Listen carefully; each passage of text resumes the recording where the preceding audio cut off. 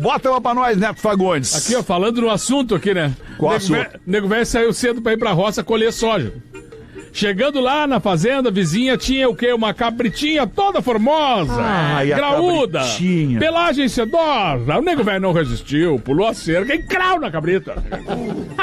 No outro dia lá de novo, viu a cabrita, viu que não tinha ninguém olhando, pulou a cerca e crau na cabrita de novo. Meu Deus. Terceiro dia todo ansioso, já pensando na cabrita, chegou lá e viu que tava ela, mas ao lado um baita bode todo formoso. Tinha uma moto maravilhosa também.